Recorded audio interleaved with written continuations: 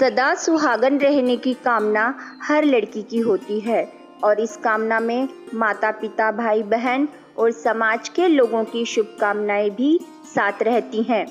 ये प्रयास लड़की की शादी के पहले से शुरू होकर शादी के बाद भी जीवन पर्यंत चलता है और इसी कड़ी में हमें जिसके द्वारा जो कुछ भी क्रिया बतलाई जाती है वो हम करते हैं ताकि लड़की की मांग का सिंदूर हमेशा चमकता रहे। ऐसी ही एक क्रिया है करवा चौथ का उपवास।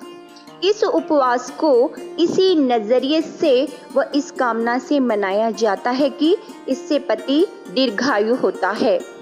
इस दिन की मान्यता कुछ इस कदर है कि यह त्योहार की तरह मनाया जाता है। बाजारों में भी इस दिन बहुत चहलकदमी होती है।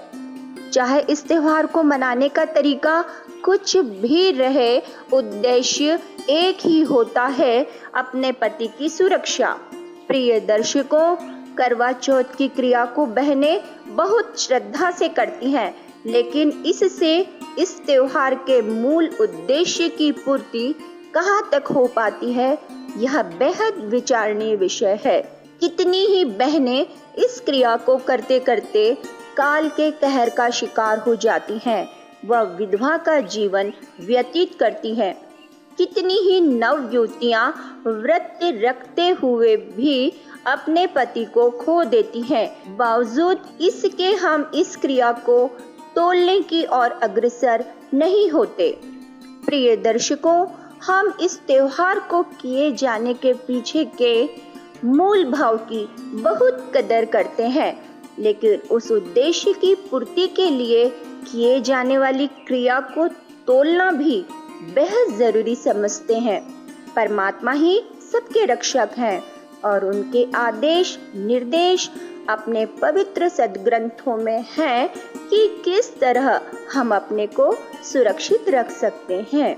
इन सद्ग्रंथों से हटकर यदि हम कोई क्रिया लोक वेद आधार से करते भी हैं तो ऐसा करना व्यर्थ है, क्योंकि पवित्र गीता जी में भी साफ आदेश है कि शास्त्र विरुद्ध मनमानी पूजा करना निष्फल है, त्याज्य है।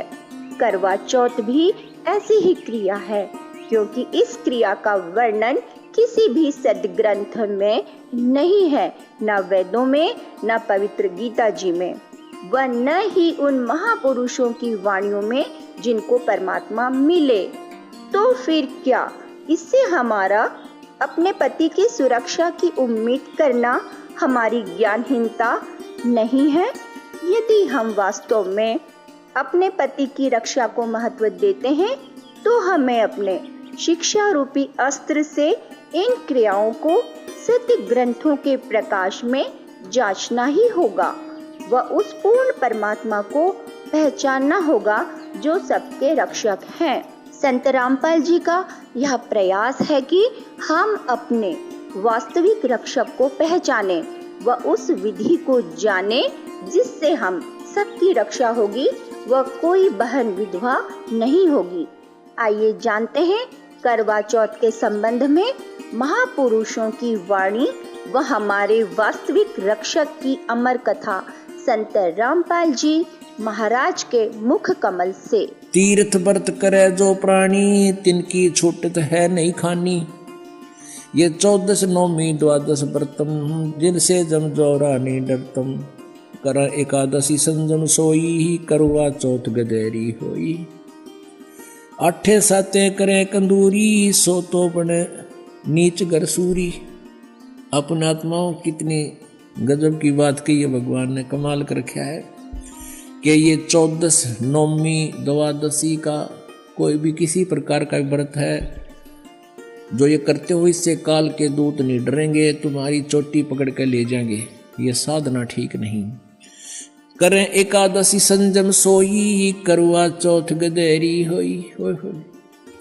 एकादशी का व्रत रखने वाले और करवा चौथ का व्रत रखने वाली बहन बेटियां कहते हैं ये अगले जन्म में गधी की योनि में जाएंगी। अब करवा चौथ क्या है बता। करवा चौथ एक बहन कहती है करवा चौथ इसलिए के पति की आयु लंबी हो। एक कह रही थी कि मैं उसी दिन करवा चौथ का व्रत रखी हुई थी और उसी दिन मेरे पति की मृत्यु होगी। इस करवा चौथ ने कति ढाल नहीं अड़ाई। और फिर सद्भक्ति ना करने से कहते हैं अगले जन्म में फिर पशु योनियों में जाऊंगी।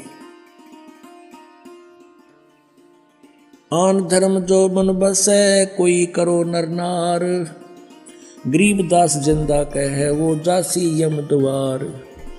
आन धर्म जो मन बसे, आन धर्म, धर्म मीन धार्मिक पूजाएं, एक परमेश्वर को छोड़कर जो और साधनाएं मन में बसाए बैठे हैं, चाहे कोई करो नर नार, स्त्री करो चाहे पुरुष करो। गरीबदास जी कह रहे हैं परमात्मा जिंदा रूप में धर्मदास जी को कह रहे हैं वो जागा काल के द्वार, यम द्वार, नरक में जाओगा। कहे जो करवा चौथ कहानी, तास गधेड़ी निश्चय जानी। अब करवा चौथ को जो कहानी सुनाते हैं ना, कई अनपढ़ माई रखा करती व्रत करवा चौथ का रखते हैं अभी, लेकिन हमारे भक्त नहीं रखते। और वो किसी ने बुला के न्यू कहा करती बेटी या कहानी पढ़ के सुनाइए करवा चौथ की। अब परमात्मा कहते हैं जो करवा चौथ का व्रत रखे वह भी गधी बने, और जो उसने कहानी सुनाओगी वह भी उसी कैटेगरी में होगी।